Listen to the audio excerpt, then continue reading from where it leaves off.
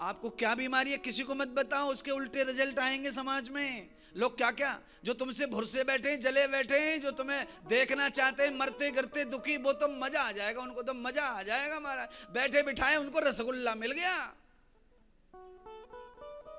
ये मेरी तरफ से इसीलिए है क्योंकि मैं चाणक्य को पढ़ता रहता हूं बचपन से।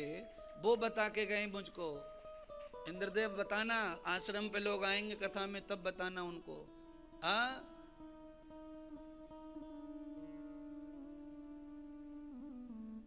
यस फलम त्वया दासम।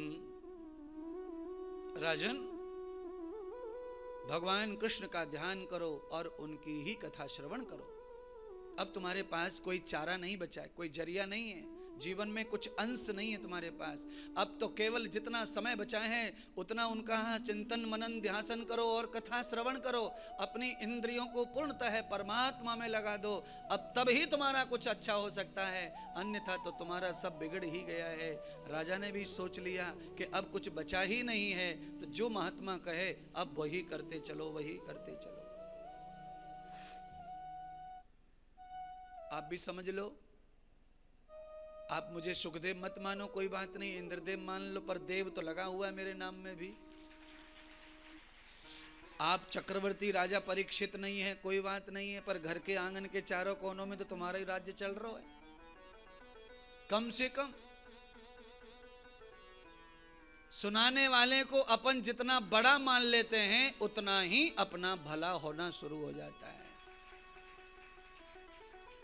सुनने वाला जितना छोटा बन के सुनता है उतनी ही कृपा शब्दों की ज्यादा होती है महाराज।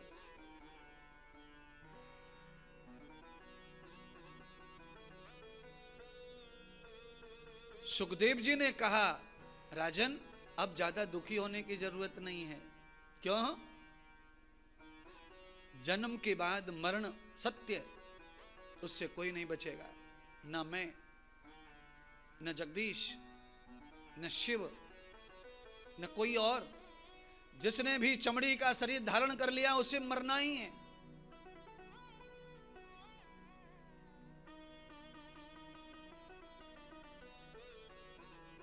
सारे कारण किसके हैं? शरीर के।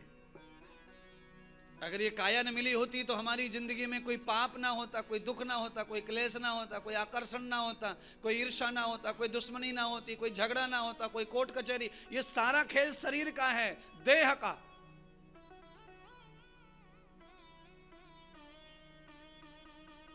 और देह मिलने पर कोई ना मरे ऐसा संभव नहीं है। शरीर की मौत अवश्य आएगी राजन, सबकी आती है, क्योंकि ये संसार ही दुखदाई और सुखदाई है। ब्रह्मा जी को आज्ञा हुई संसार रचने की, तब ब्रह्मा जी से भी ये सवाल किया गया था, अरे ब्रह्मदेव, मरने वाला संसार क्यों बना रहे हो, दुख भोगने वाला संसार क्यों बना रहे हो? तो ब्रह्मा जी ने भी सवाल किया भगवान नारायण से, प्रभु ये क्या हो रहा है? सब जनता जो पैदा हो रही है वो कह रही है मरने वाला मत बनाओ, दुख वाला मत बनाओ, केवल सुख अजन्मा बनाओ, अजन्मा। तो अजन्मा कौन है? जिसका जन्म ना हो वो अजन्मा है। इनका तो हो चुका है, और हो चुका है तो मरना है। इसीलिए आप सब लोगों से कहना है कि जन्म ना हो, ऐसी नीति दिमाग में तैयार करके काम किया करो कि दूसरा जन्म ना हो। क्यों? जन्म होते पहले ही आपका हाल बुरा हो जाता है। जन्म, आप ये मशरूम खाते ना, मशरूम की सब्जी, सफेद सफेद सा जो आता है, फूल गोभी का टुकड़ा जैसा हो जाए ना मशरूम, तो मशरूम जो होता है वो कचड़े में पैदा होता है।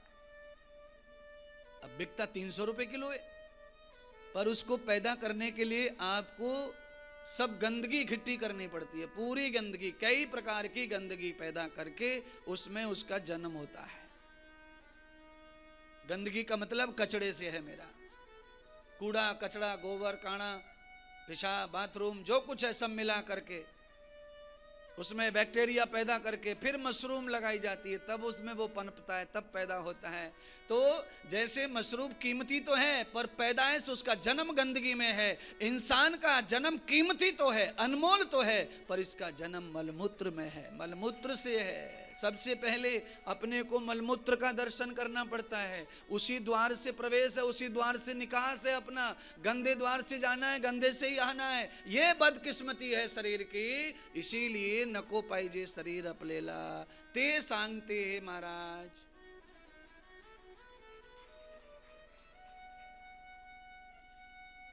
आज आमची कथामध्ये नवीन लोक आले ना, त्यांनी मराठी भाषा महाराजांनी आण लागली, त्यांनी ते ऐकायचे ना,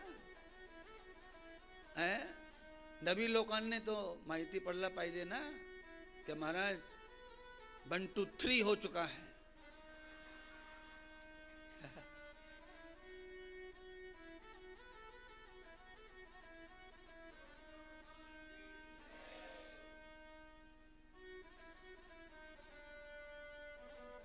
सदगुरु भगवान सुखदेव फिर क्या कहते हैं राजा परीक्षित से, वो भी कथा सुनाते हैं। राजन,